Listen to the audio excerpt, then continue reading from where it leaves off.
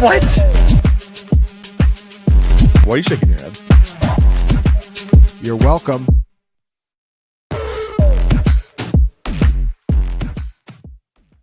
What is up? Good morning and welcome to another day of Hump Day with Hansen. I'm Hansen. I am also tweeting right now. I'm making sure, checking for typos. I've only got like 5 words on here, but you know, I am the fat finger king when it comes to hastily tweeting and sending texts. All righty. Well, our guy Tommy T-Bone is on the other side here, and we're ready to rock and roll for week number 15. Well, we're not totally ready, but in terms of understanding the matchups, starting the process. But I did tell Thomas that I am better equipped for lineup questions today because I'd say I'm about 75% done with early look at the rankings. I have my own little rankings page up on the website for those wondering, and I was a little late last week, so apologies for that. I basically had a bunch of family things come up. I had to drive my daughter somewhere that took like 5 hours and whacked out my day, but I am ahead of schedule this week and ready to rock and roll. Last week, pretty good week. I was frustrated. I got pinched on some props though, man. Oh my God. I mean, my number one prop of the week, London, I lost that by 2 yards. Oh my God. I was 18 yards away from going, I think it was 9-1 on the VSiN show. Yeah, 18 damn yards. So that was frustrating, but we did have a lot of great calls. So I take pride in that. Thomas, as you know, you were there on Sunday. We manifested the Amari Cooper game, and we especially manifested skinny Batman, Devontae Smith. And you, of course, correctly predicted, I think here last week, that A.J. Brown was going to start chirping a little bit. Man, you know, he didn't even wait. He didn't even wait to get to Twitter. He just immediately in the locker room in the post-game presser. What do you guys got to work on? Passing. Yeah. No, I mean, it's crazy. It's crazy, you know, and, you know, of course, I'm from that area, so I know Eagles fans. And in fact, ironically, my neighbor here in Georgia, across the street, I move in, and I'm like, oh, nice to meet you. You know, I'm from New Jersey. He's like, oh, where are you from? I was like, oh, I'm from New Jersey, right outside of Philly. He goes, oh, I'm from Pennsylvania, right outside of Philly. I'm like, oh, and he's an Eagles fan, big Eagles guy. And he's been saying for about a month at least that Hurts is not the guy. Well, I'm like, well, he is because of that contract. But yeah, I mean, that is a general sentiment that the Eagle fans are bailing on Hurts. Did you see I think the most damning statement. Now, keep in mind, the last time we got a squeaky wheel game with A.J. Brown, he went slate breaking nuclear, which is important to remember. So he's probably going to have a decent game this week, given what Kellen Moore said in his presser. Coach Speak Index posted that in their Discord, saying how he's going to get him going earlier. He's going to get more design stuff for AJ, basically saying we're going to keep him happy. Yeah. But Brandon Graham, defensive lineman on Philly, was talking about how A.J. Brown and Jalen Hurts used to be friends and something has changed. Yeah. So, like, even within their own locker room, a veteran, you know, Graham has been around for forever, right? And he's leaking this to the media. That, to me, we talk about Sirianni a lot being a good football coach, and there are some signs that things are breaking down if they don't win, Guru. And I think I'm going to pose this to you. It's unscripted, but I'm going to pose this to you anyway before we get into the questions. If they lose this year and that locker room continues to deteriorate, where are you with the Nick Sirianni hot seat questions? Should he be gone? Should they be looking in? And do you think they should just throw the bag at somebody like Ben Johnson and just get out of this Nick Sirianni? Yes, I do. And it's so bizarre and weird to say because we're talking about a head coach who made it to the Super Bowl in, what was that, year 2? Mm-hmm. And we're talking about a guy who's currently leading an 11-2 team, yet it's just amazing. The vibes are not good. And how much of their success is Sirianni? I have no idea. I mean, a lot of it is Vic Fangio, and a lot of it, some of it at least is Kellen Moore. I mean, look, you can't argue with what Kellen Moore is getting out of Saquon Barkley, for example, which, by the way, was my point in the summer. I like Barkley. Yeah. I was high on him and Henry, which is I weird. wish I listened. No, I don't get it. I mean, I don't know. I don't really pay attention to what others think. Not that I'm arrogant. Sure, I am a little, but I found early on, whenever I had my gut feel swayed by others' opinions, it didn't work out. So I'm like, no. But yeah, I didn't pay attention to anybody else, but I was into him. And a lot of it was Kellen Moore. I kept mentioning, by the way, how great of a job he did with Tony Pollard the year before, getting him in space. Yeah. And I'm like, oh, this is going to be great for Barkley. And it has been. Yeah, I don't know how much credit Sirianni gets, man. Weird dude, as I mentioned. Yeah, I think just weird. I think it's fair if they don't pull it off. I will say this: hard time believing he's back. No, I know. I will say this: not for nothing, but it was 2 years ago. As I told you, where the town I moved from, AJ Brown actually lived in the town, and so did Sirianni. It's a small town too. Oh yeah, and I did hear from multiple people that they were working hard in the summer before training camp at the high school field, which was recently my tax dollars contributed to a beautiful turf field there, AstroTurf. It's like the building's built in like 1920, and it's like crumbling, but let's spend $1 million on a football field. But anyway, I thought that was a great sign. Like, oh wow, I mean, they must get along really well. And Kellen Moore he actually bought a house around the corner from me. Wow. My realtor was like, it was Kellen Moore's realtor, and he was like, if you had put your house up for sale a month earlier, I mean, Kellen Moore may have bought in your house. I think that would have been wild. Could have gotten his text message. Hey, Kellen, if you have any questions about the sprinklers or anything like that, just reach out. But by the way, I'm going to reach out if I have questions about, like Devontae Smith. Yeah. Who are we playing and where? I love that. Yeah, I just thought it was an interesting conversation because you just don't see NFL veterans, especially, leaking that kind of thing very casually. And Philly sports radio, as you know, is going to be going insane. No, again, by the way, per sources, take for this what you want, but I'm kidding here, but it is weird. Per sources, Jalen Hurts was enjoying a nice meal in Philadelphia on Monday night watching the game, but he was drinking strawberry lemonade.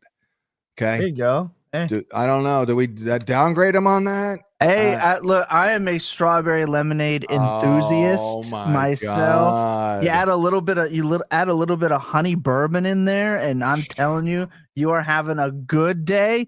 Just be careful when you stand up because you put 4 or 5 of those back, and you're not gonna feel it until you get up. I'm just saying, I'm a honey lemonade guy myself. I'm not a strawberry guy at all, though. Strawberry, okay. I don't like strawberry at all. I'm a raspberry guy. Raspberry kicks ass. So if he was drinking raspberry lemonade, you'd move up, not down. maybe, but no, I'm not a lemonade guy per se. But no, raspberry like jam. Oh man, come on, raspberry is the best.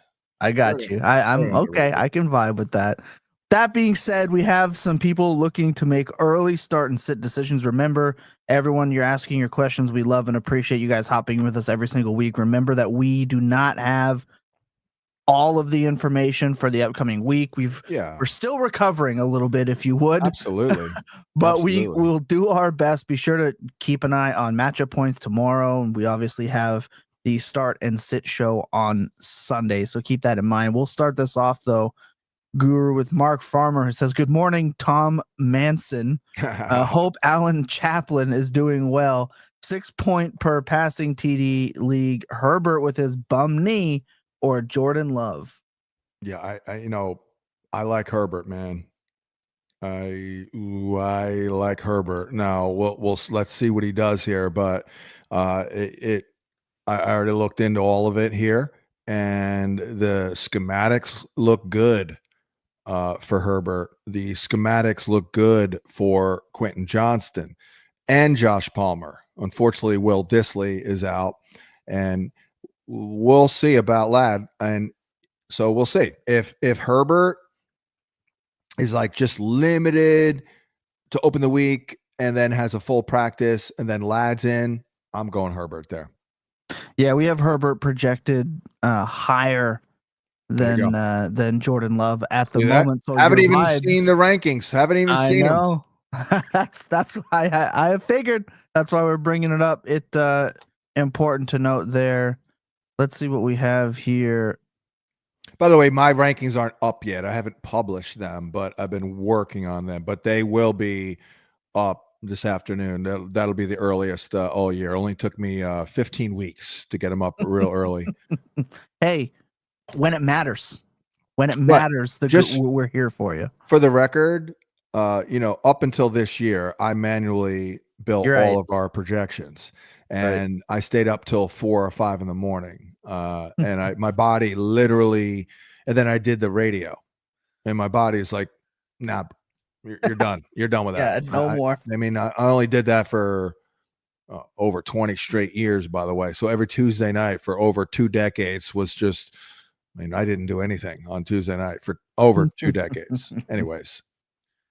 We have one from Karam. He says, no question, just want to give thanks to the guru and the Fantasy Points staff. Been an A1 since day one. Oh, nice. Thank you. And we appreciate that's you. Always good to hear because, man, it is so frustrating. This whole analysis game is really a game of failure. I mean, let's be honest here. Fantasy is a game of failure. I told that to somebody who tweeted me. The guy tweets me a lot. I'm sure he's a good dude. It seems like all these dudes who follow me, at least, and us are like just awesome dudes.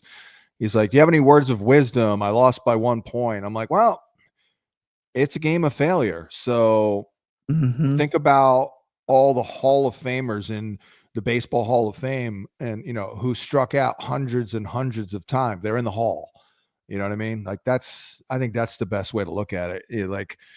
This is why we celebrate the freaking wins, by the way, because it's freaking hard to be right with this stuff. A lot of it's counterintuitive. A lot of it is just chaos, basically. Right. There was one guy I was thinking about. Damn it, I lost it. But there was one guy where maybe it was Jordan Love, because looking at Jordan Love and the receivers, I was like, this doesn't look great. The schematics, and watch the complete opposite happen with the Packers and all that. But yeah, I would go Herbert over Love if we're good health wise. Right, he had a good game even without Ladd. So obviously missed a couple of things, but I mean that'll happen. Mark, how about my guy Josh Palmer? I don't know if I gave him love here last week. I'm pretty sure I did. I know I did on the VSiN. I've always been a Josh Palmer person. It's a shame because he's good. You know what I mean? Like they needed him to be a big part. Like he would have been really good this year. Herbert has missed him on multiple deep shot touchdowns this year, and I think it would completely change our perception of Josh Palmer and his season. Absolutely. He missed a big one versus the Ravens when they played that was over 50 yards, and I believe it was even this last week he missed him again, clean, wide open, by 5 yards with no pressure, very un-Herbert-like. Yeah. He hits that pass, we look at Josh Palmer a heck of a lot different than we do right now. So you were onto something. He was my favorite target on the team. In terms of, and I love Ladd, but Ladd was a little pricey actually. Yes. So I was like, you know what? I like Palmer. It didn't really work out, but there you go. There's an example of you're right. Really. I mean, you're on the right track. I mean, obviously the injury screwed him up. No one envisioned Quentin Johnston emerging, although did he? I mean, you would have to project. I'd be like, well, if Quentin Johnston doesn't live off of broken plays, then I think Josh Palmer is going to do well. So, can't get them all right. People remember to cover Josh Palmer, and that's really been his downside in that offense, it turns out. Mark Farmer says, one more full point PPR. Need to hit on some guys here. Need 2 of these: Christian Watson, Adam hooked on a Thielen, Khalil Shakir, D, that's not my bike, Punk Bo, and Jalen Warren. Yeah. Need 2 of these. I mean, we can't sit Shakir. We're not sitting Shakir. That was it's a little worrisome with the Mac. Well, on one hand, it's sometimes the data and all that doesn't totally line up. Like on one hand, Shakir's not good against man, but on the other hand, the Lions are a slot funnel. And it could be a pretty damn high score. We're not sitting our guy Shakir. Love this guy. I wish I pumped him up more, and I freaking pumped the hell out of him up this summer. I mean, I really did. I loved it. They're only giving up 10 grabs a game, 15 yards a catch, though. But yeah, I was just looking to see what the total was. Whoa. Oh, yeah, baby. 54.5. We are not sitting Shakir. I've got him at 24 for the week, which is somewhat low. Yeah. But that's still a wide receiver, too. I mean, most people out there, right, Thomas, if you're in a 12-team league and you're starting 3 receivers, you're rolling with the 24th ranked receiver. Oh, I would live off of that if I had that opportunity. I would make a lot of money. I mean, otherwise, I don't see how we can sit Adam Thielen based on the last 2 weeks. I'm kind of there with you. I'm there with you on Adam Thielen. He's somehow just Jerry Rice for Bryce Young. Like he's just his guy. So I was on that one. Big time. I was pounding the table. I was like, hello, McFly. Dude caught 100 balls last year from this quarterback, who, by the way, is playing a lot better. And you've got a bunch of young dudes. And the best line was, he was slow last year when he caught 100 balls, and he's still slow. Yeah, Leggett, brother. I do like Leggett, though. I do like Leggett as a pro. For all of us, please catch that football. Like, just please, for all of us. But you know what? Let me tell you one thing about Leggett, and I didn't meet him, but I did see him around. Number one, the dude is his upper body is freaking massive. It doesn't really look that way with the uniform. He looks kind of normal. I'm telling you, this dude is thick. I mean, he is wide. I was like, damn. Reminded me of one time at a boxing match. I sat in Los Angeles. This is way back. I'm talking 99 here. It was a Roy Jones fight. And I sat behind LL Cool J, like directly behind LL Cool J and Natalie Cole. And LL Cool J is the same age as me. And I was like, this guy's freaking twice as wide as me. I mean, he was like, I couldn't believe it. I'm like, what was this guy 6 foot wide? I mean, you know what I mean? Anyway, Leggett was a little bit like that, but again, this is just a little more of an intuitive thing, but Leggett in the first day of practice at the Senior Bowl was not good. And are like, oh, wow. Okay. But then the second day, I'm like, I better watch him, improved, clearly better. Third day, a lot better. And by the end, he was balling. So he might be a guy who just needs a minute here in the National Football League. So I still like Xavier Leggett. In fact, I would maybe even buy low because he's getting some valuable reps here. Bryce Young, I don't think is going to be pushed off the roster, obviously. So yeah, we might have something there. Yeah, just really needed that catch so bad. Yeah.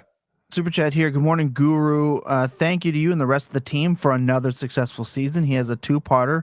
First one is PPR or Westbrook. I'm going to assume that's Westbrook Akine. Yeah. Well, I kind of saw something that made me think Westbrook Akine may pop, although the bubble burst this week, right? It was Cincinnati. Because I played him. Oh, that's probably That's what did it. Yeah, that's definitely what did it. Not the greatest schematic here, and the Bengals were better last week against Dallas somewhat. But yeah, that's dirty. I mean, not to chase points, but Addison he had a little bit of a squeaky wheel thing. And he's been a lot better. Oh, and it is a positive schematic matchup for him. Now, the one thing about it is, and they can move him around, he will, based on the alignment numbers, see Jalen Johnson. But again, they can move him around, and I'm going to call it up here. He's pretty hot here. I don't know how you sit. Obviously, the guy went off last week. Yeah, but he's been pretty good here. That was the game on November 10th, where I think I played his prop. I'm like, are you kidding me? Two for 25. But then the next week he got 3 for 61 with a touch. Oh, yeah, here we go. In that same game, he went off. No, you're not going to do this again, but 8 grabs for 162 and a touch. Then against Arizona, it wasn't great, but the targets are up. Yeah, they're making it a point to get him involved. Yeah, Wes Phillips in the post conference said he's consistently making plays for us. He's improved a lot over the last 2 years with his quickness and speed. If you want to get in his face, he'll run by you. If you back off, he's a great transition to a run type guy. So he's a baller. Wes Phillips talking him up. So it's very hard to sit him. Oh yeah, I was very high on Addison coming out. By the way, I don't know if you knew that, but it was my guy. Him and Flowers. I couldn't really decide who I liked more. Honestly, it was a toss up, but they were a little polarizing. Those guys, weren't they? A little bit. Yeah, I was in, and that those are good. Hey, it's paid off. Yeah, those are good calls. His second part here. So we're going Addison on the first, and then we got Stroud or Stafford. Stafford absolutely dealing right now. Yeah. I have Stafford over him, if you can believe that. Interesting. Okay. Yeah, I can vibe it. Yeah. Though Stafford's history in the matchup isn't wonderful, we do need to see about Bosa. Let's say Bosa's in, then it's like a toss up. That's when you start looking at things like totals. We've got in this one a 49.5 in the Rams-Niners game. And for the other game, that could be higher scoring too. I don't know. I'm guessing that one's going to be a little lower. I'm guessing, let's see if I can guess it, 48.5. Let's take a look. It's got to be close to that. 47. Yeah. Keep in mind, not one sack in that Rams game this last week. Not one. Yeah, totally I think football. I think we go Stafford there. All right, I think the Niners, by the way, are equipped to make it a higher scoring game. Yes. Yep. It's going to be another shootout like it was with Buffalo. You are right, though. Important to keep an eye on Bosa for sure. Junk Food John has a $4.99 here. I think this is the question you wanted here. I went and found it in the chat. He says, need a flex if Garendo and Pickens are out. Looks like both of them will be out, by the way.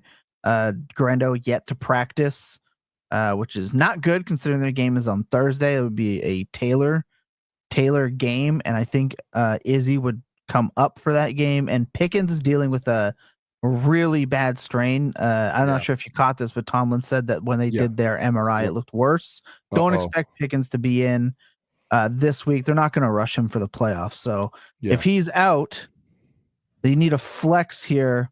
Quinton, assuming Johnston, Trey Tucker, Zach Ertz, Jake Ferguson, or anyone else you'd recommend on the wire. Quentin Johnston.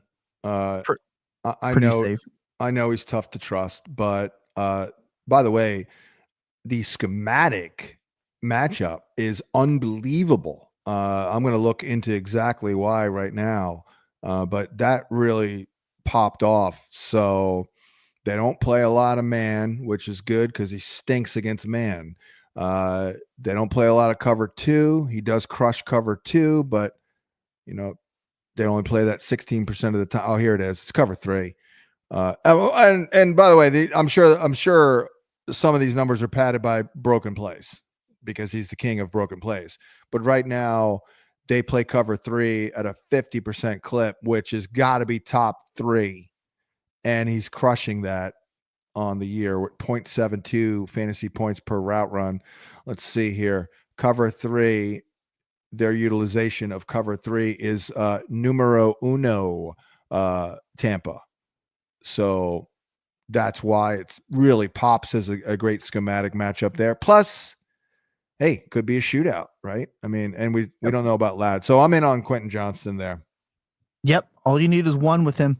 Rob Milner did not find the question attached to this one, but I do see you have this one here. That need a contingency at running back if Ken Walker sits and Brees is active. he has Isaiah Davis, choosing between Kendre Miller, Algier, or Chris Rodriguez. Yeah. Kendre Miller usurping.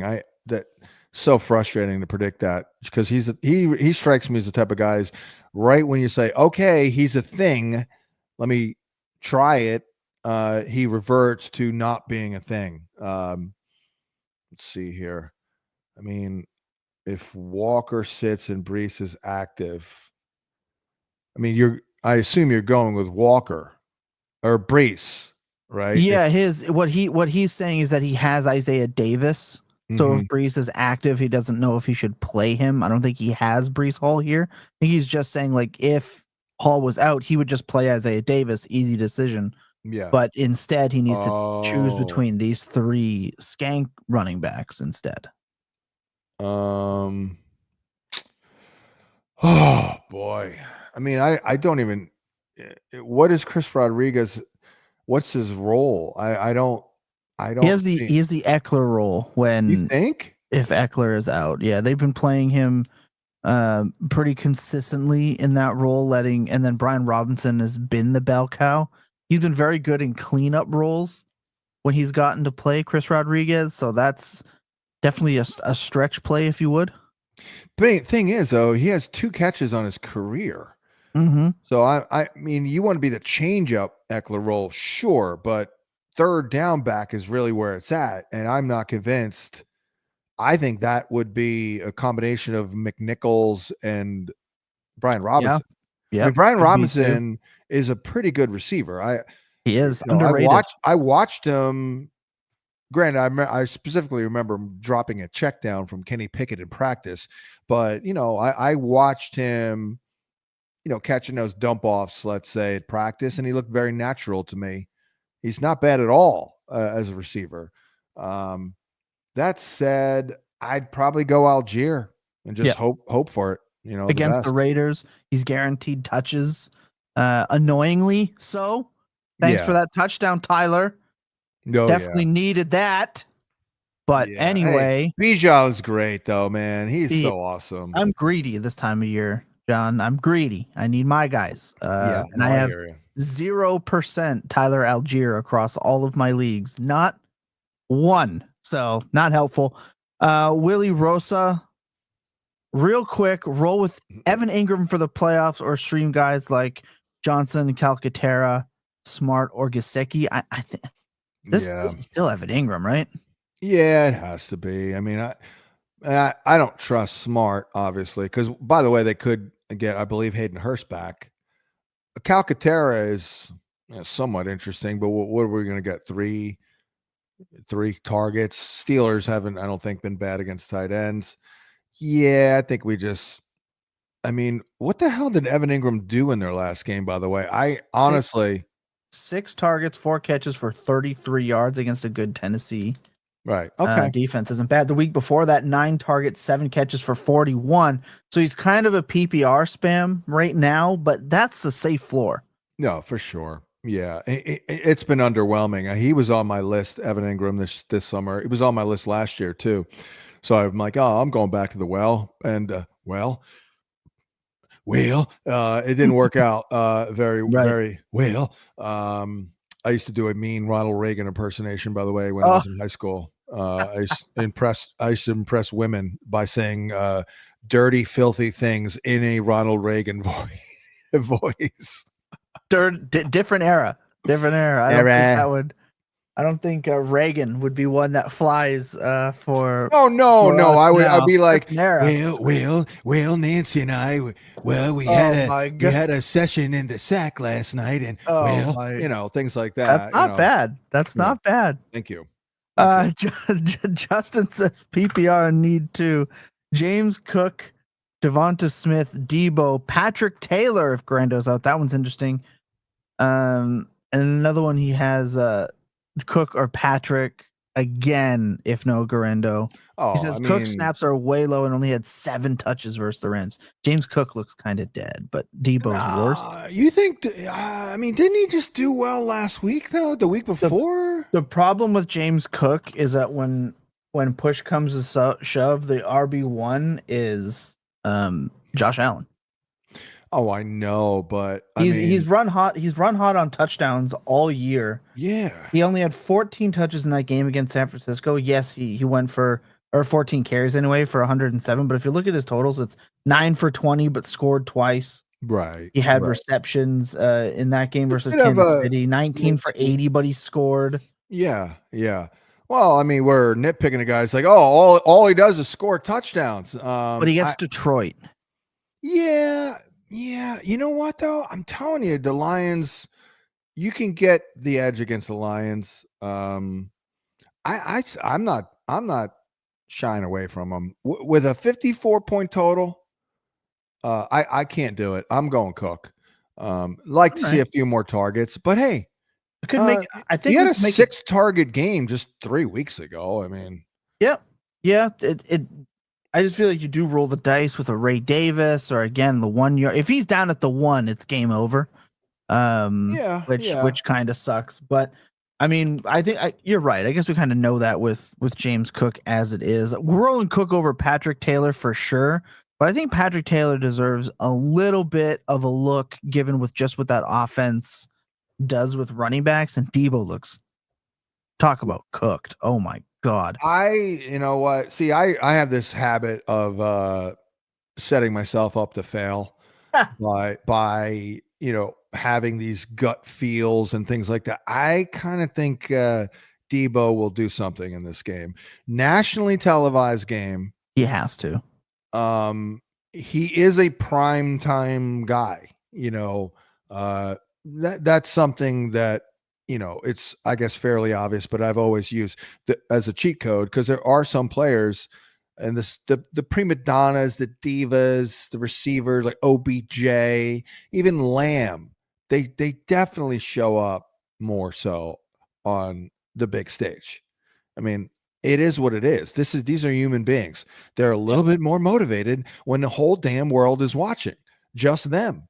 And I could see Deebo coming through here. By the way, we've been picking on the Ram outside receivers or corners all freaking year. Why the heck do you think everyone, and we all had individual thoughts on it, and we all had the same thought. Me, Brett, our guy Stephen O'Rourke came on my VSiN show talking about Amari Cooper. It's the same matchup, basically.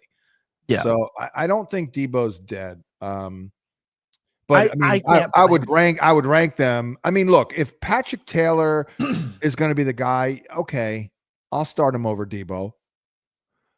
He is a little bit bigger than I thought, actually. And he played pretty well at the end of that game. I can't play Deebo anymore. I think I'll miss out on his blow up game. I think he hasn't had more than 6.1 fantasy points since week 10 versus Tampa Bay. It's just bleak right now, but he is tweeting. That's something. He's trying to let everyone know about it.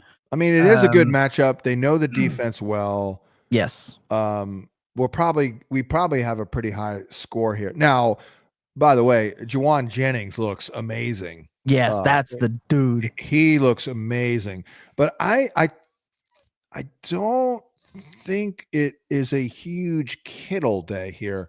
Let's see here. We're just trying to talk ourselves into Debo in week 15. Yeah, I know. I know. Target share. Let me see the schematics of it real quick. Because I could have sworn. Yeah, okay, it's all right. But Debo's schematic matchup is very good. And it's actually the best, Deebo, just for what it's worth. Yeah, I hear you. I'm interested to see how it goes.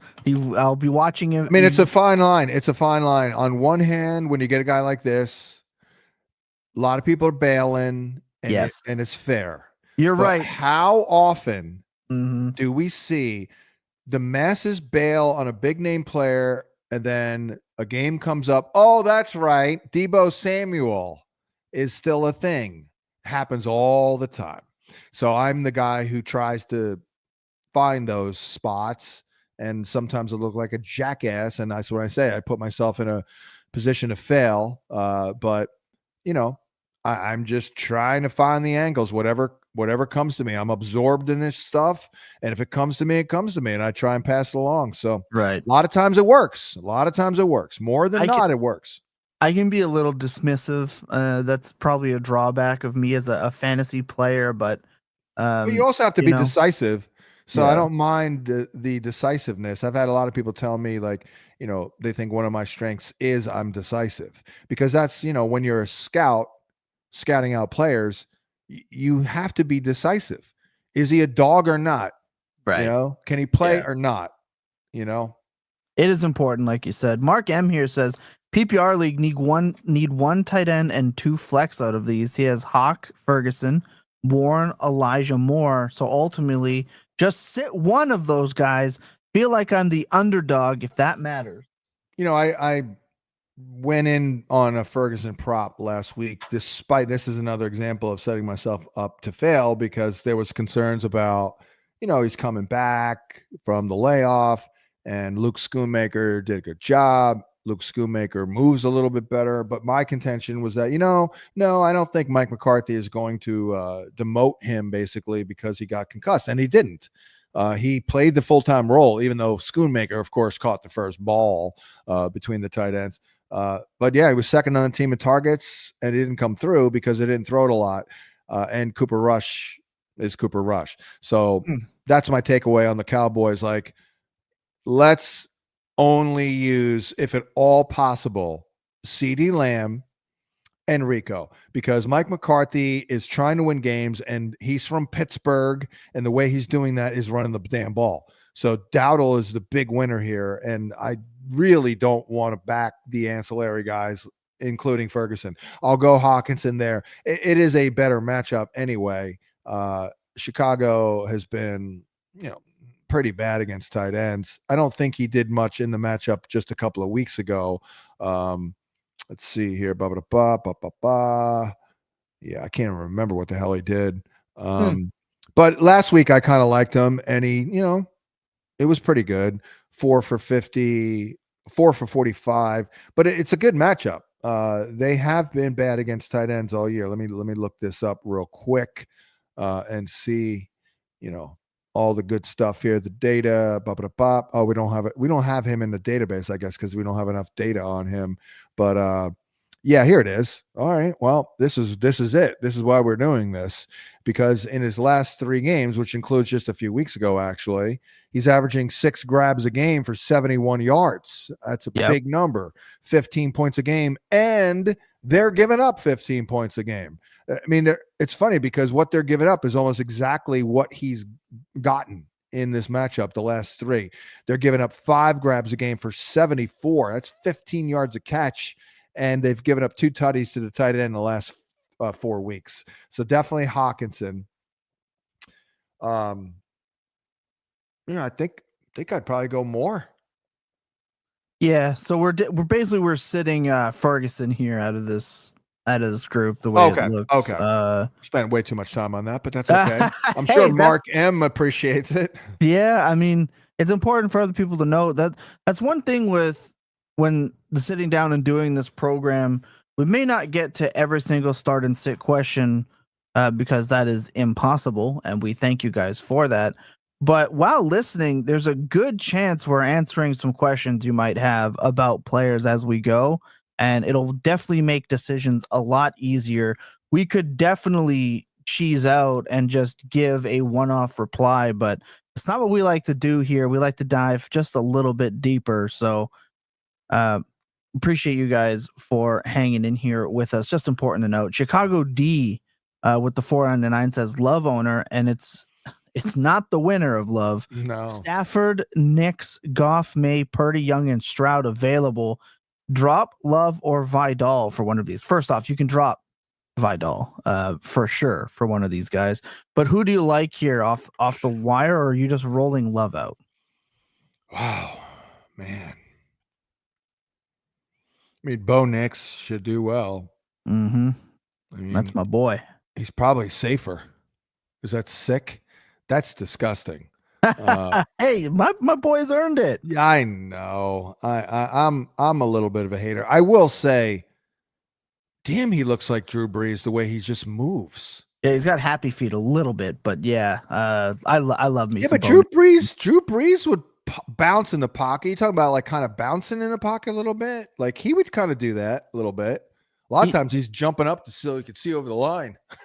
Yeah, Bo Nix is the kind of guy that would run around and scramble to throw a screen when he didn't have to. Right. But we love him for that.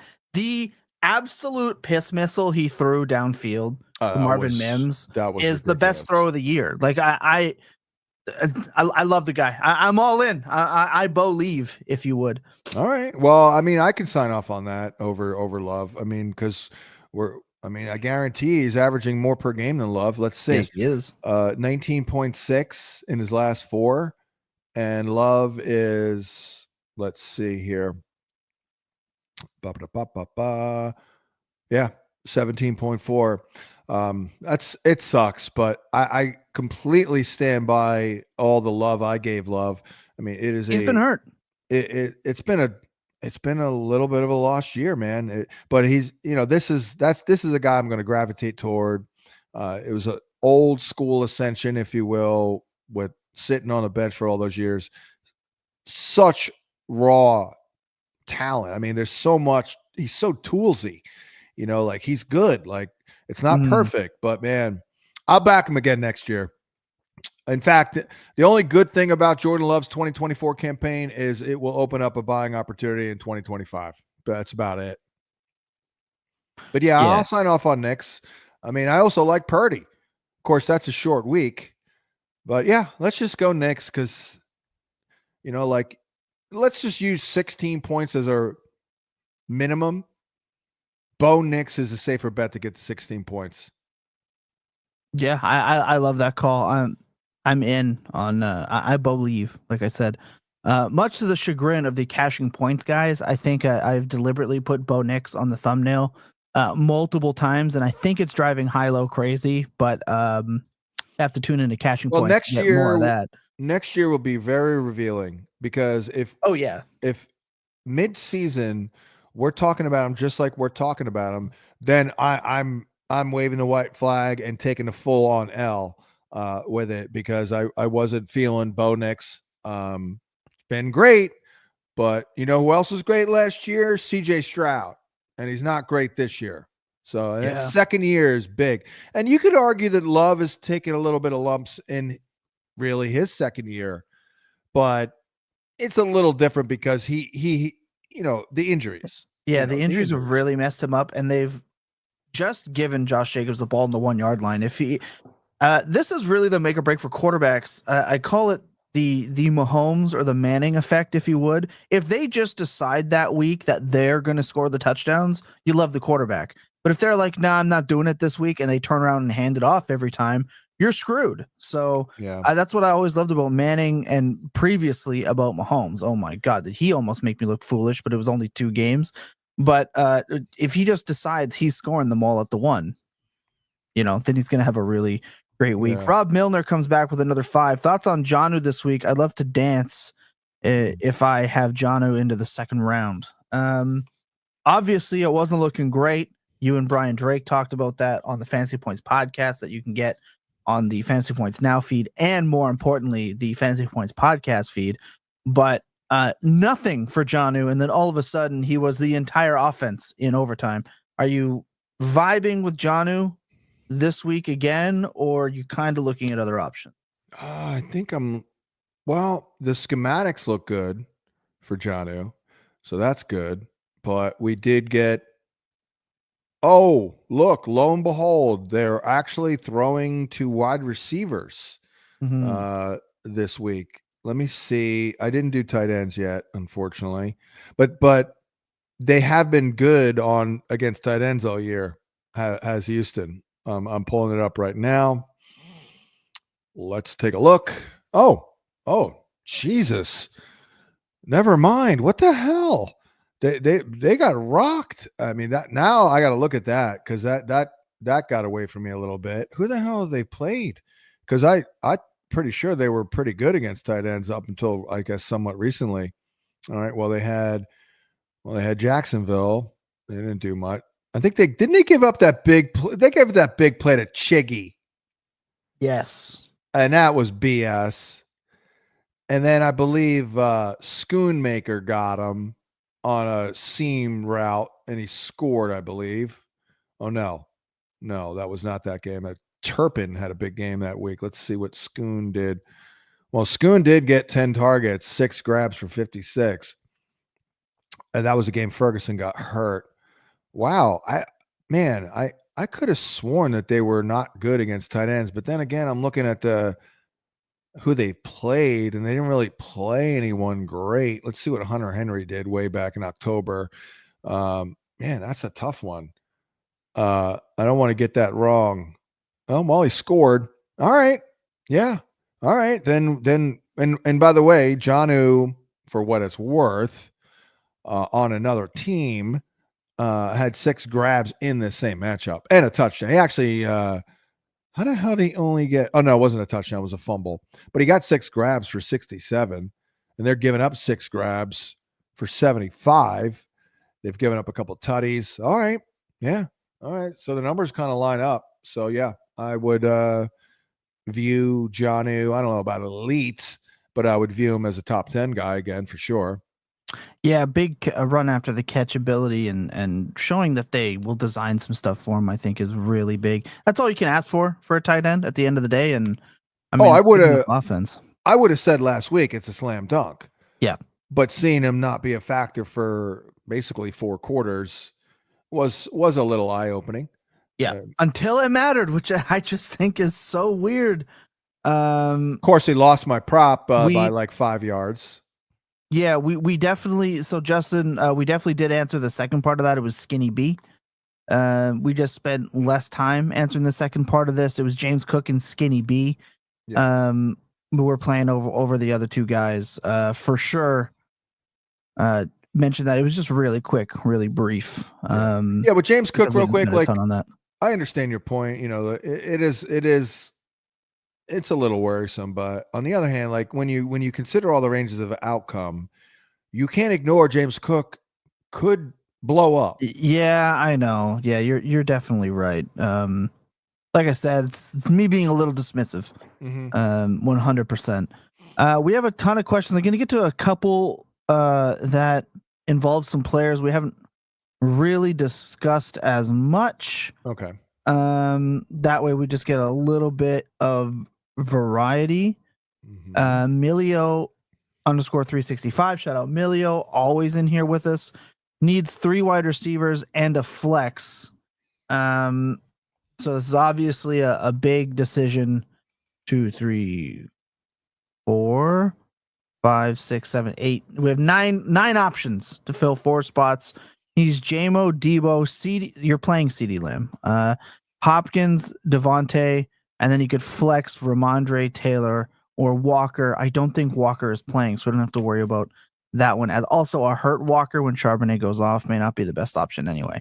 So we need 3 wide. We really need 2 wide receivers because we're playing CD. But he has Jamo, Deebo, Hopkins, Devontae. He needs 2 out of there. Milio, I know you want to know what the dealio is. Don't be mad at me, but I'm going Deebo. Okay. Over Jamo. So now it's just D Hop or Jameson. Or Devontae. D Hop or T Smith. Oh boy. Would you get your thoughts on Patrick Taylor, because I don't really have a good handle on him. What do you think? What do you think of him compared to Ramondre? Yeah, I would play Ramondre here. I think the Rams aren't going to be too pressed about Taylor. I think it's going to be a Brock Purdy game, if you would. Right. I'm playing Ramondre. Okay. He's obviously I agree. Really good. So I'm gonna play Ramondre there when it comes to the flexes, and I would consider Milio flexing a wide receiver instead of one of these running backs, because that's an option, right? Like I would play Hopkins over both. Yeah, so I would go. Then let's go Deebo, D Hop, Devontae, and Ramondre. You're leaving out CD? Oh crap! Oh, I forgot about him. All right, so That's let's insane. go. I think I Let's would go just start four. CD. Yeah. Oh, you're gonna start all four? I think I'm starting 4 receivers. Yeah. I don't know if I want to. I mean, I'm a little bit of trying to be a hero here with Deebo. I don't think I'm going to use Deebo over Ramondre unless I needed upside. Right. Because they can both get you 6. because Deebo can get you 4. Yeah, I don't hate that. Yeah, I got to go with it. So I'm going to go. All right, I'm going to go CD, Deebo. I think I'm going D-Hop over Devontae Smith. Okay. And then Ramondre. Okay. D-Hop's been a little bit better. He has. He's getting targets. The touchdowns. They're using a nice little slant route at the goal line. I love seeing that. I think it's a pretty good matchup. Yep. And they had Cleveland. a couple of plays that they missed. The communication stuff, which is what I said when they got DeAndre Hopkins, that it's a complicated offense to learn. That's going to come with time. So yeah, I like that. Taylor Thornton, looking at the rankings, stressing on who to start. Jacoby Myers, Tyron Tracy, James Cook, or Patrick Taylor if he starts. Thanks, guys. Just one? Yeah. He's rich. And a PPR. I like Myers, but I mean with Ritter. I'm not well, no, yeah, it's true. I do like Myers' matchup, but yeah, Ritter. I'm going Tracy's matchup is bad. That's the thing. Oof. I think I probably go Cook. Yeah, as much as I think you've convinced me that I'm a little reactionary on the James Cook stuff. Yeah, I've seen it. I mean, I'm no film guru, but I have seen a couple of little runs off the edge where they missed it. I mean, they are stingy, but I'm surprised they don't give up more catches, honestly, to running backs because, they play like old school, like with 3 linebackers. And, I think that's one of the reasons why they're giving up a lot in the slot. Again, I mean, he is a critical weapon in an offense that is humming along right now. Ton of points expected. Yeah, I'm going Cook. It all makes sense. I think it was a little too dismissive. And I can admit that. That's how you become a better player. We have some questions from Red Dot. I'm gonna go with this one here. Red Dot says Kamara or B. Rob Jr. in a PPR. Yeah, Kamara last week was a freaking buzzkill. I thought he would go off. Shockingly, I didn't play the prop. I think I forgot it. Luckily. Boy, I mean, it just feels a little dirty. Same game, by the way. But Robinson's matchup is better. Yeah, I think I'm going Robinson. Is that crazy? Not at all. Woof. He's got a smash matchup. And we know what his role is going to be, especially if Eckler is out, and it's damn good. I mean, how about that first carry in his last game? Yeah. 40 yards. I'm like, what? I was like, I couldn't believe it against Tennessee, right? Yeah. Yeah. Kamara is just, man, he's just not running well. That's ballsy, but I'm doing it. Yeah, I don't blame you at all. Rushing touchdown. Remember, this is the defense that made Sean Tucker a thing. So I'll never forget it, and I'm gonna keep rolling with it. This game could be out of reach real early as well. I think that's important. Yeah. Important to note. Oh, and by the way, Kamara, we're getting another quarterback change. Yes. Yeah. We don't even know who it is. I would bet it's Hainer. I would bet it's Hainer. Oh, that's what I'm saying. I think they've seen enough of Spencer Rattler. That's the one. Yeah, I think they saw enough. He has an interesting one here. People once in a while make fun of me about, oh, did you ever meet someone at the combine you didn't like? Yeah, Spencer Rattler. Didn't like him. He stinks. Yeah. There you go. Doesn't have a good vibe. Red Dot Special has a tight end question, which is why we're going to go back to him here. Henry, Freiermuth, Calcaterra, or Smart or Likely in a PPR. A lot of skank options. To me, Yeah. this is an easy answer, but I'd be interested to hear your take here. Well, it's either between Henry or Freiermuth, Right. and certainly no Freiermuth, no Pickens potentially for Freiermuth is pretty good. Philly's been holding it down pretty well all year against tight ends, although they do give up production lately. Henry has been pretty darn consistent with Drake May. Of course, we've got to get Austin Hooper his, annoyingly. Let me just see here. Right now I'm leaning Freiermuth, but let me check in on a few more other things schematically. It is a good schematic for Freiermuth, and the numbers line up, so that's good. Bop over to Hendry. And I think Freiermuth has a little less competition for the ball. If I could freaking find the Patriot, there it is. Oh, yeah, and Arizona's been tough against tight ends this year. We do show it as a decent schematic here. Final thing will be, let me look at what they're giving up on a weekly basis. I haven't done tight end projections yet. I'm kind of like, I've done the receivers, by the way, and the quarterbacks and half of the running backs. Let's see here. This is a completely random guess. I'm going to guess that they're averaging 9.8 points a game to tight ends in their last 4. Oh, damn, I'm good. 10.1. Damn. Yeah, I'm going Freiermuth. Okay. Yeah, I don't blame anyone for that. Touchdowns in back-to-back games. Definitely getting used a little bit more. We like that. Steve says, what's up, Playboy? Standard League, Monty or Achan, who's scoring? You know, I've never been a big touchdown guy, but I've been pretty good at guessing touchdowns on this VSiN show. In fact, this past week I screwed up by trying my Monday night special was Brandon Cooks. Fucking didn't do anything, but he scored. Yeah. And I should have, and I was thinking, because Tom Brawley came on, he said, "What about that Cooks touchdown?" I'm like, you know what? I should have did that. But I'm locked in now. And of course he scored. Let's see here. Monty or Achan?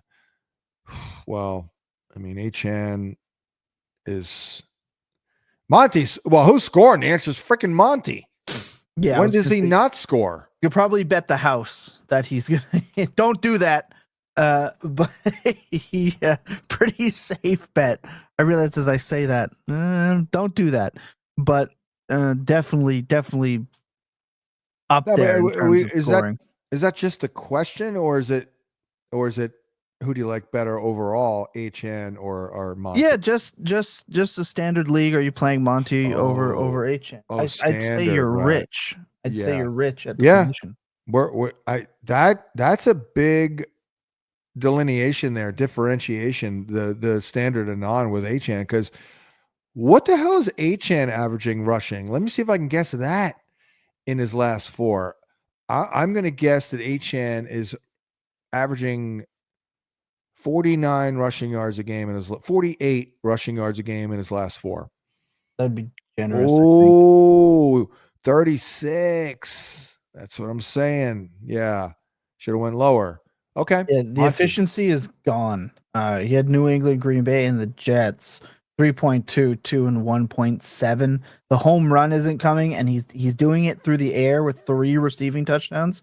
So he can still get you there, but I like your call with Monty, a little safer. And he's catching passes too. I mean, it's Oh yeah, he really is. He's always been a good receiver. See, this is why Devon Achan is a frustrating guy, because I have not ever totally seen it all. Like, oh yeah, I mean, I see it. He runs like Tyreek, but I'm just not seeing the consistency and the path there and availability. And then he rips off these big players. Like, oh man. But I would argue that a good amount of what he's done is not exactly been predictable. I mean, if you want to talk about, he's going to get 5 targets, that's predictable. But, the big plays, it's just, it's tough. It's tough. So Not a guy that I've been down on, but not a guy I've been high on just because I can't wrap my head around it. And, here we are. It is kind of drying up a little bit. You know what I mean? Like you're living off of big plays. I don't know how long you're living. Are we living a whole year on it? Well, probably not. Do you want to hear my fun stat with David Montgomery? I got 2 for you and why I think I'm playing him down the stretch. You know that the Detroit Lions like to play into narratives, and you know that they're very aware of stats and setting records. Well, last year, both running backs did really well. I believe they were both 1,000-yard or close to 1,000-yard runners. Yeah, close to. They both scored X amount of points. Well, David Montgomery is 229 yards away from 1,000. He's got 4 games to get there. I think they're looking to get 1,000 and 1,000. And also keep in mind, this is my second favorite stat. David Montgomery has only caught 2 fewer passes than Jahmyr Gibbs on the season. Gibbs has 34 and Montgomery has 32. So he's getting the workload. He's just hasn't been getting the explosive runs, obviously. I think they're going to push to get David Montgomery over 1,000 so they can have 2 1,000-yard runners, 2 10-plus touchdown running backs, which, as you know, doesn't happen. So I think they're aware of it. I think they're going to try to do it. Montgomery should smash down the stretch. League winner type stuff. Man, he's awesome. Yeah, I kind of made fun of him when he was with the Bears. People who listen to the Sirius show know I nicknamed him Stonewall Montgomery on the Bears, but I actually did like him last year and this year. He was on my list, so I wasn't afraid to go boring, but that's what I said last year. I'm like, I actually preferred Montgomery to Gibbs last year. And I'm like, I'm going to go boring. And then the season ends. I'm like, well, touchdowns are not boring. So he's not boring. Yeah, that's right. The fantasy community has always doubted David Montgomery, and he always has come through. League winner twice down the stretch in 2 years, and he's been very good in Detroit. I think he's back to league winner status down the stretch. We have Dan Casey who wants to know, Jordan Love, your boy, or risking it all for Anthony Richardson? No, it's too scary of a matchup for AR. So you got to go Love. I mean, he'll probably run, but I don't know if he gets to 200 yards. He's averaging 182. Although Denver did get ripped up last week. They are actually, believe it or not, this is where if you look at the numbers, they're giving up 313 yards a game in their last 4. That's weird, but I still lean on the body of work for the whole season with them. And hell, with AR too. Like, body of work for their defense has been very good. Body of work this year. Body of work for AR, not good. They did give up, O'Connell got him the week before. And then Kirky got him. A little fluky there. That's a little fluky. I mean, the 2 weeks before that, they held Mahomes and Lamar to about 185 passing. I mean, that's a very low number. Yeah, and I think it's an important note for Richardson. He has a lot of games that he looks better on film than in the box score. Unfortunately for fantasy football, we need him to look good in the box score as well. So I don't mind this if you're a little bit of a favorite and can deal with a lower output. If you need, though, the swing, I'm probably taking Richardson playing for their life out of a bye. But I am the type of fantasy player, I'm willing to take that 0. I'm willing to take that 6 in an effort to get 30. And I understand that not everyone plays that way, but I'm a little bit of a YOLO baller in my play style. I like to we've talked about this. I like to maximize my lineup for highest potential. And Richardson carries that, but you better be ready for that 10 because it can be deflating. I like your call with Love here. I think you're on the right path. Let's see if we can get someone we haven't had. Could be a little bit of a higher scoring game there in Seattle too. Yep. I mean, they're playing better on defense. It's not the greatest matchup, but I mean, I don't think they're shut down D by any stretch. No. I mean, he probably won't crush, but I think he can get you to the 17 points you need. And AR, I mean, he probably has a little bit more upside, but definitely more downside. Mm-hmm. It's not like Love That's what I'm doesn't have saying. upside.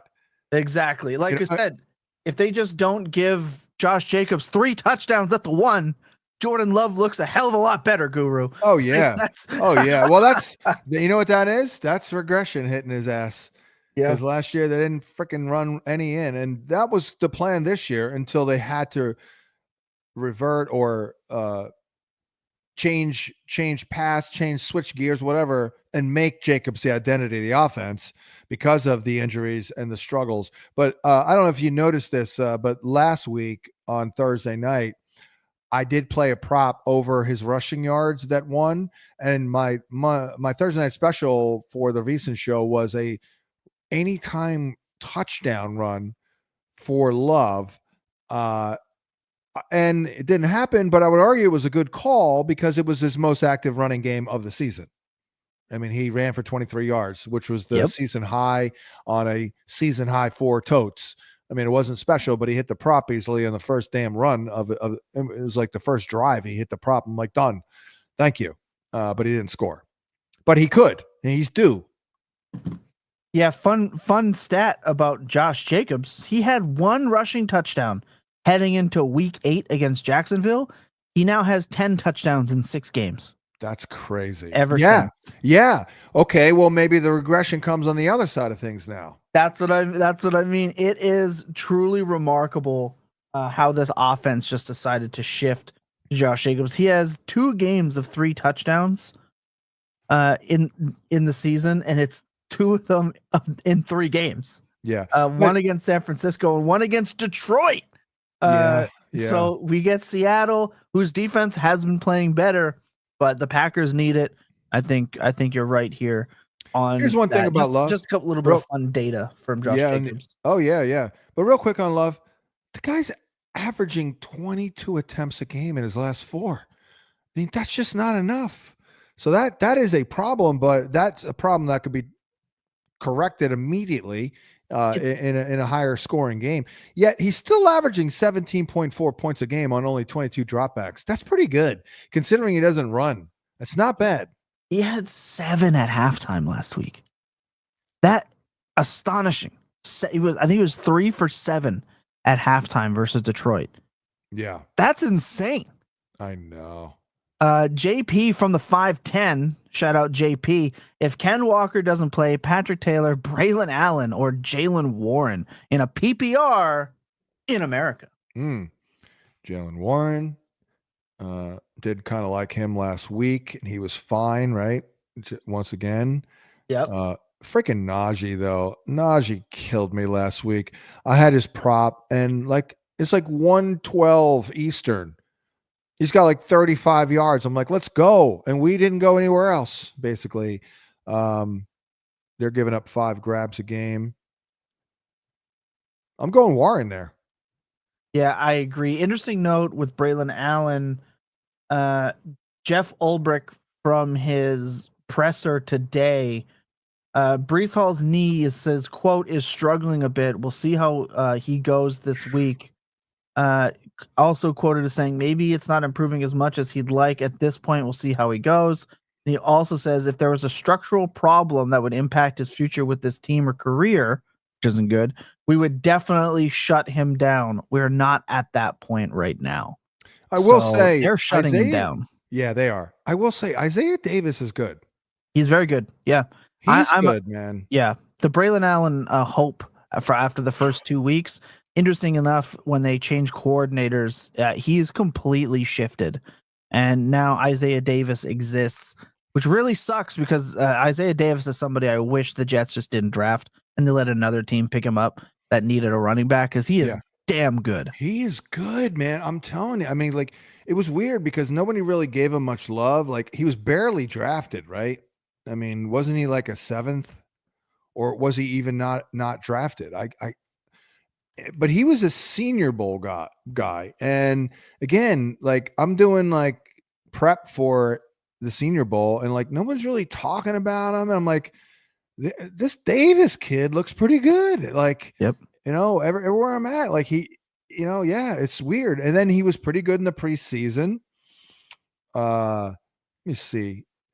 Yeah, I mean, I don't get it. It's a little weird. Like I don't know, maybe it's a small school. I don't know. Like he's good.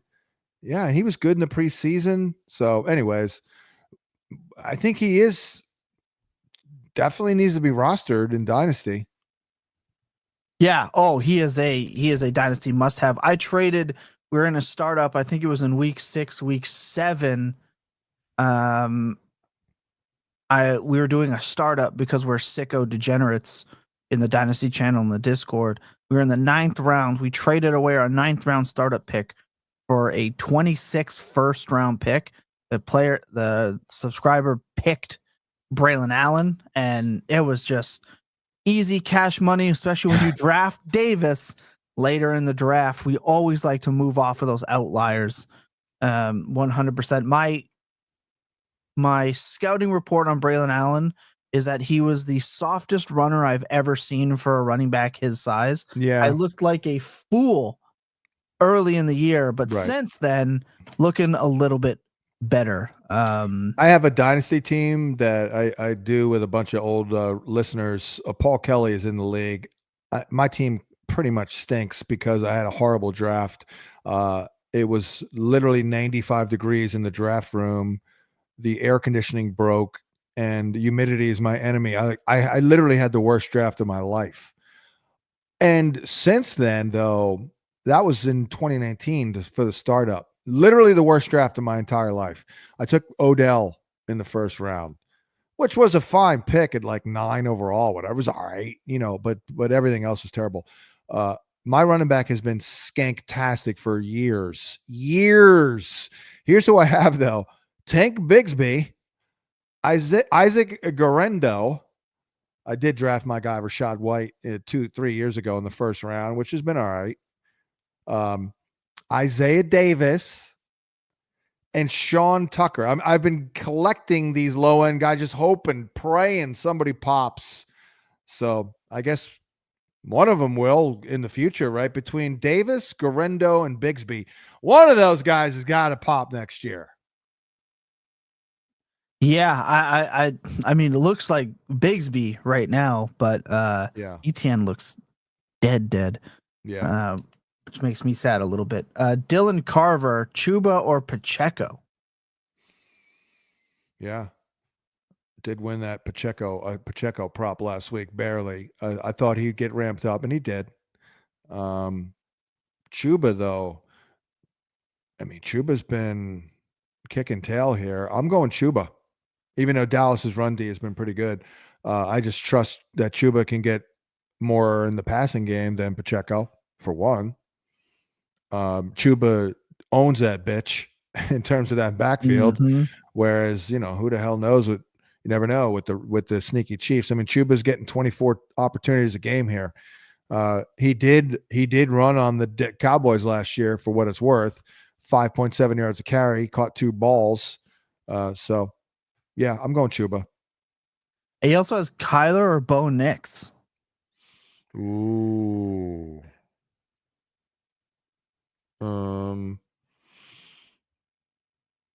I mean, I'm going Bo Nix. He's safer.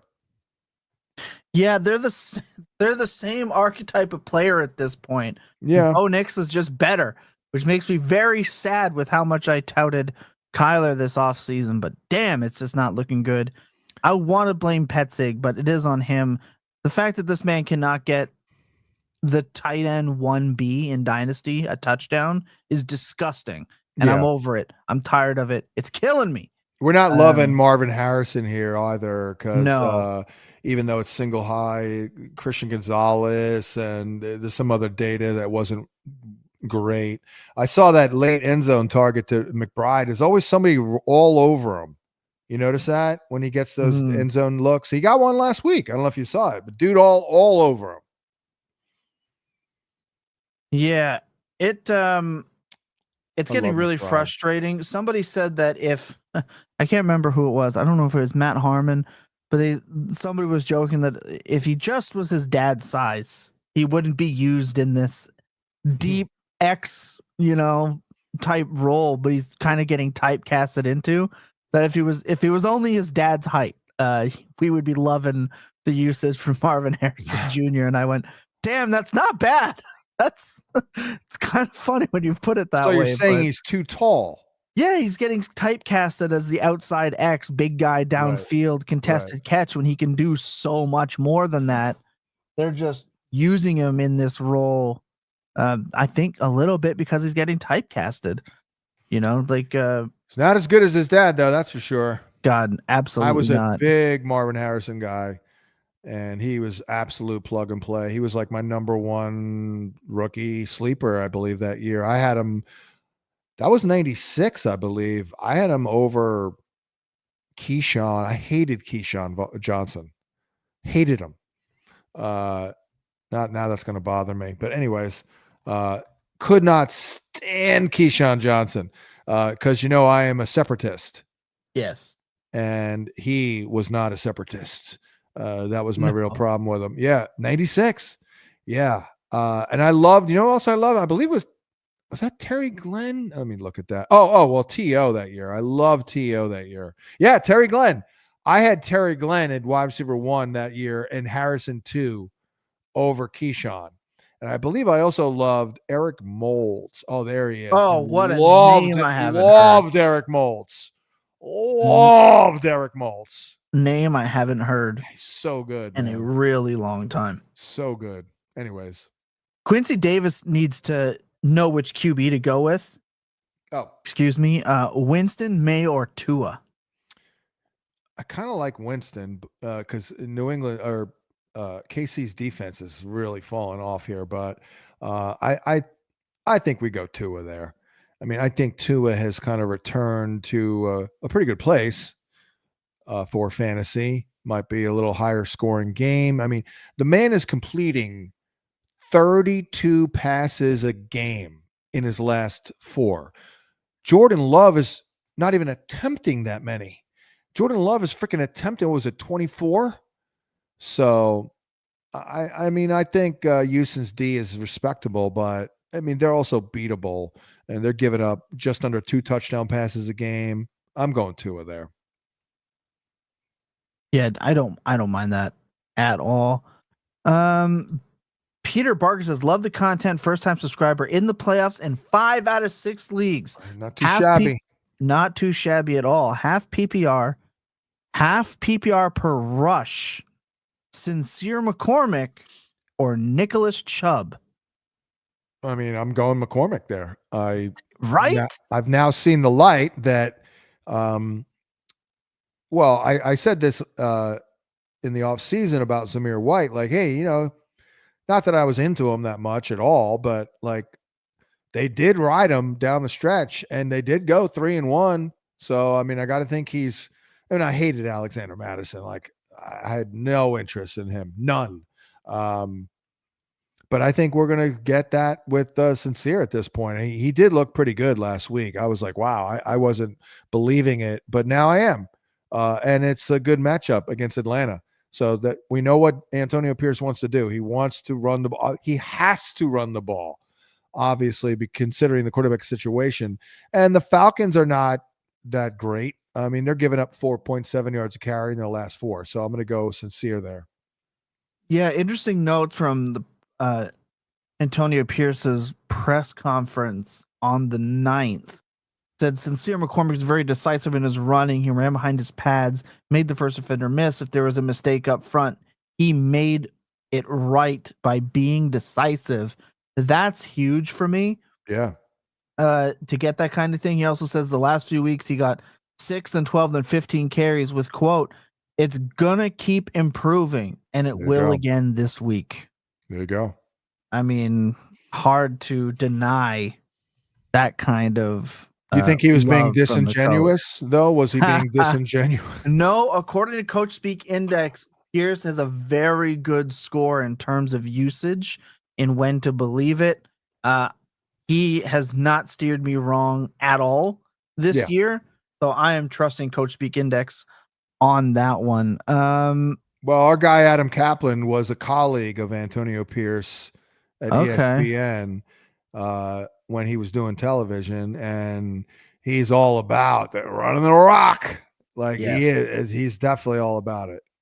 Yeah, and when he finds a guy, like you said last year with Zamir White, he got the call late and he carried. I think he was a 16 point per game or a 15 point per game running back. I wrote him up this offseason, and turns out it wasn't Zamir White I needed. It was McCormick, but same role basically being handed to another running back here down the stretch. So especially with injured quarterback, you get the extra points for per rush. I mean, it's pretty.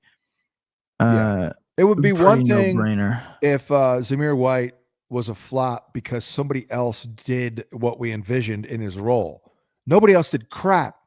But now we finally have someone that they can plug into that role that we were envisioning for Zamir White to open the season. Right. Greg says if Bucky is on questionable, roll out with Jalen Warren or Jerome Ford. You know, I actually think Ford is viable given the matchup, but no, we're not going to use him over Warren. I feel all right about Warren. Warren's been good. Najee's been a little up and down. It's a tough spot to throw the ball. They're not going to have Pickens. So they're going to have to use Warren. They really are. And, they're giving up 5 catches a game. They're not too difficult to get the ball to the running backs against Philly in general. So I'd go Warren and, just hope for 10 points. He's getting there most of the time. He's averaging 11.4. Yep. Lightning Lord 22. Again, I say it every time, but I love this profile picture. Hey guys, full PPR, Kraft or Henry? You a Lego guy? Big time. Yeah, my son was a big Lego guy. I could show you my collection. It is on display behind me, and I have a whole other shelf around the corner. I am a big, we're wife and I both big Lego folks. Our tradition generally every year is with Christmas, we go to the Lego store and we each pick out a set for ourselves. And that's kind of like a thing we've done over the last couple of years. So we're big Lego folks. I mean, I wish I had the patience to do it. My youngest son was a big time Lego guy, but we also I took them on a vacation to California, and because I'm a good father, and took them to Legoland. I mean, this was a while ago too. This is it's like 8 years ago, 9 years ago. Me, my wife, and 2 kids. $1,100 to enter Legoland. Yep. That's insane. Yeah, it's a lot. It's a lot, but worth it. Again, big Lego folks. So he has Kraft or Henry in the PPR. Well, Kraft, that was a thing where that was the opposite of the schematics last week. Bad schematical matchup, start him. But I think Seattle's a pretty good one, actually. Let me see here. Look, Henry is a safer bet. I mean, if you want to get 7-8 points, let me get the hell out of there. Henry is a safer bet. But Arizona has been good against tight ends all year. And I do think that Kraft could pop again based on this matchup. Let me see the schematics of it real quick. There we go. I mean, Seattle's been shaky against tight ends as far as I'm concerned all year. Let me see what they're giving up real quick. Sorry. Yep. Oh yeah, here it is. Oh yeah. Oh, it's Kraft. I mean, last 4 games they're giving up just under 7 catches a game for 66 yards. I haven't given up a tutty, and they don't give up a lot per reception, but damn near 7 grabs a game on 10 targets. Tight ends get 10 targets a game against Seattle in their last 4, and that's held up for the most part all year. So I'm going to go Kraft there. Tucker Kraft also has more than 10 points in his 10.6, then 13 and 13 over his last 3 games. Doesn't need a ton of volume to get there. We're going to get a touchdown, I think, from Tucker Kraft this week. He also needs to know if he's flexing Khalil Shakir or Rashad White. I'm going to go Shakir there. I mean, we don't know about Bucky, but I'm going to go Shakir. So I'm going to be on the Rashad White train. I believe he's a 16 point per game player over his last he is. little while. And if Bucky is down a little bit, he's also been better in the running efficiency. I know that he's been kind of a joke in terms of his efficiency, but 5.2 3 basically running the rock last Yeah. week, 6.9 the week before that. Granted, it was Carolina. Had a rough game against the Giants, but he's had a couple of games of 6.3 and 4. If Bucky is out, I imagine he's catching the football. Oh, if Bucky's out, fine. If Bucky's out, fine. Even Bucky questionable. It's a back. They tried to get him going last week, and next thing you know, helmet is off on the sideline. All right, yeah, I'm fine with that. Yeah, hey, I was a huge Rachaad White guy. Yeah. By the way, I understand why people were somewhat critical of him, but what did I say? I said, guys, number one, he put on a little bit of weight to withstand the rigors. He literally told me that himself during an interview. I've interviewed him multiple times. He's like a friend of the show. And number two, what did I say? I said their line stinks. Like you can't expect this guy to go out there and make unblocked people miss. You got to block it up for him. And what happened? They're blocking it up. All of a sudden, oh, he's not that bad. I'm like, yeah, he's not that bad. Never said he was a stud, but you guys saying he's a bum, you're wrong. Like they love him. Yeah, no, I hear you, man. You've been holding steady on White for sure all year, and I pretty much have too. Yeah, it's just one of the most valuable backfields in football. So I think with Shakir and White, they can both get you 11. They can both get you 16. It's more probable to me that White gets you 20. So when I'm looking at it, I'm going to kind of break it down that way. And again, the Buccaneers fighting for their lives. They need it. I think he gets there. By the way, this is one of the reasons why I focus on like, oh, what a great dude. And I immediately sensed that with Rachaad. I mean, I watched him at the Senior Bowl. I'm like, oh, I like this guy. I set up an interview with him, and he was tremendous. I love his story and all that. But this is one of the reasons why, my process does include character and things like that, because, he could have easily got pissed off and hurt, whatever, about the role of Bucky. No, he's been pushed. He's better now. Like this is what I'm saying. This guy's awesome. Like Rachaad White is a stand-up dude that he just does the right thing. He paid his way through junior college. So shout out to him, man. Because, I was worried because he was on my list. Nope.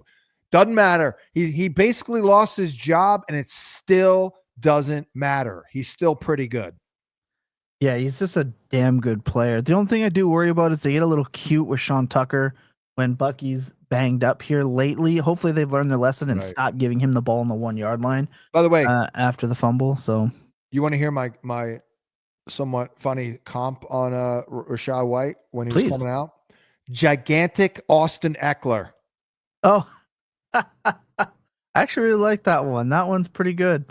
Yeah, I mean, that's not bad. Think about Austin Eckler, souped up and obviously not as quick twitchy, but really the good passing down chops, the good hand. I mean, again, Rashaad's hands are some of the best I've ever seen at running back. Yeah, again, good value too. Again, I was big buy, and we are good. Kevin Doyle has 1 point PPR, Moore or Skinny B. Which more? Like what? Why am I? I'm going to assume this is DJ. Oh, right. If you're asking David Moore, Skinny B, you're deep in the weeds. Could be Eli. I kind of like. Yeah, Eli. Could be as well. Yeah.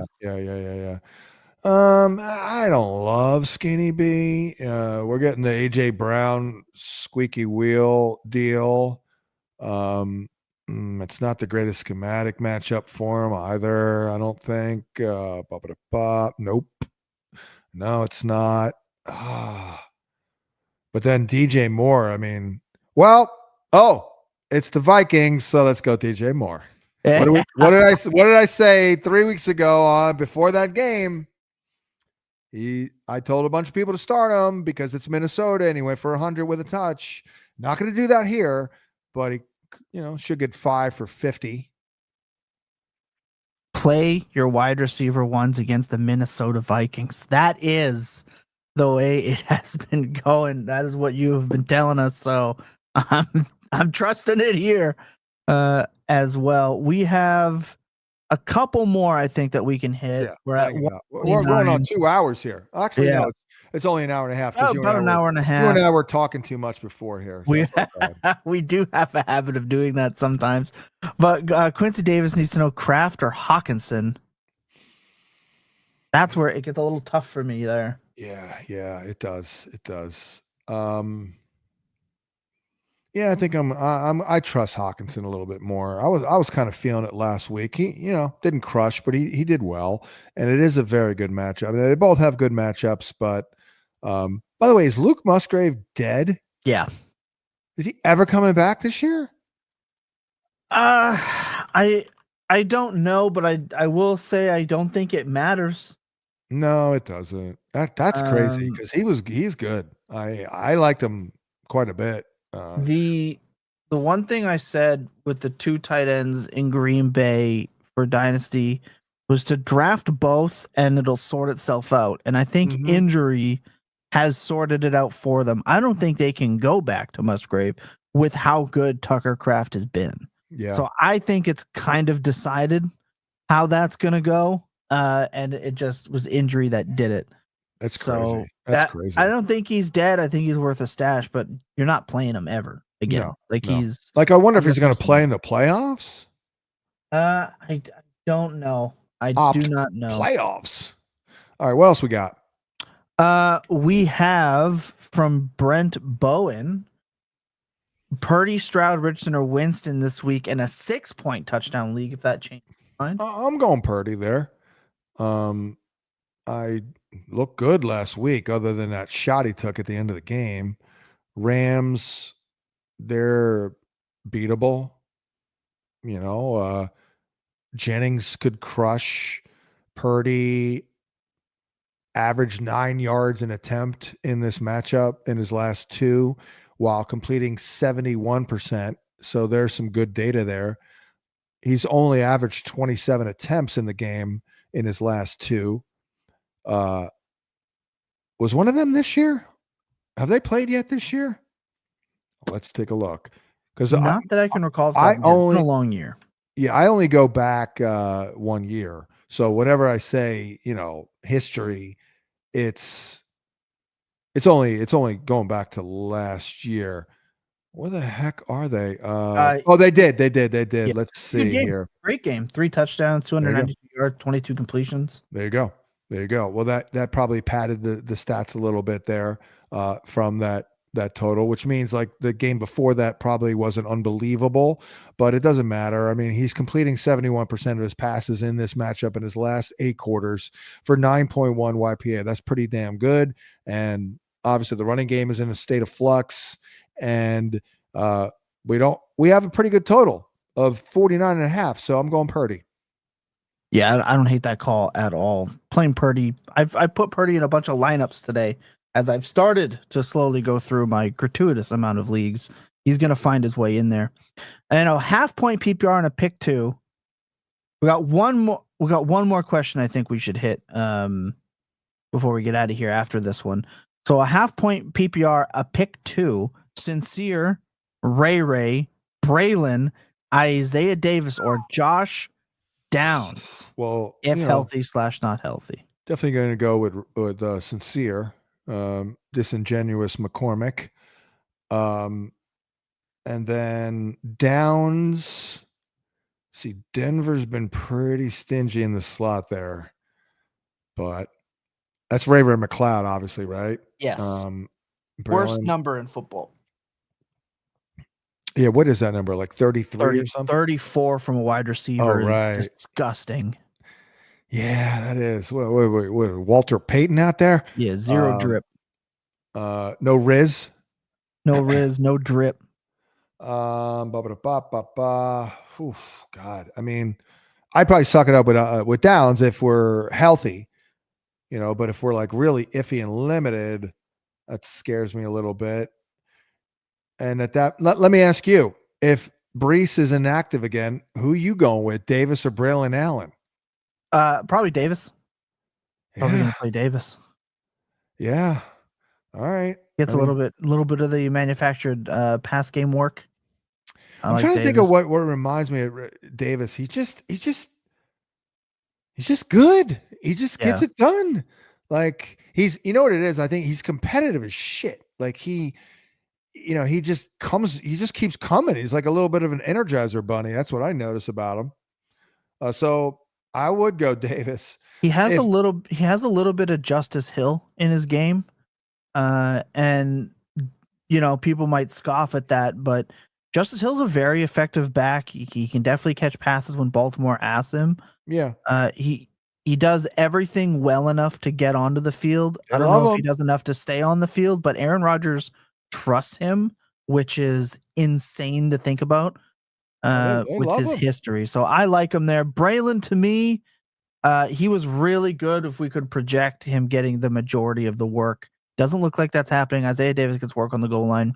I'm going to play Davis in that case. I will say, though, if Josh Downs is off the injury report and healthy, I'm just going to play Josh Downs. But if he's banged up at all, like I said, the matchup isn't great. Right. But I will take a healthy Josh Downs in a must-win game off a bye week over a part-time running back almost every time. But if I had to pick one, it would be Isaiah Davis. I say we end on this one because this question is very interesting to me. Sure. Matchup, everything for Aaron Rodgers looks great against Jacksonville. Jameis Winston or A-Rod? Yeah, that's how I read it. That reaction is exactly what I had when I read it to myself. Yeah. I'm going to go Jameis because against the Jags, Aaron can probably hand the ball off a lot, and or attempts are going to be down. Whereas Jameis, he's thrown it 40 times, and the Chiefs are falling off. Man, it's in Cleveland, by the way. That will help their defense. That will keep the game closer. They just, for whatever reason, man, they play better at home. And quarterbacks it's no longer a scary matchup against KC. They're completing 66% of their passes, 7.7 YPA. They're giving up 270 yards passing a game in the last 4. Jameis in that span is averaging 330 on 43 attempts. I mean, he's averaging 23.8 points a game now. And by the way, KC's given up 19.3.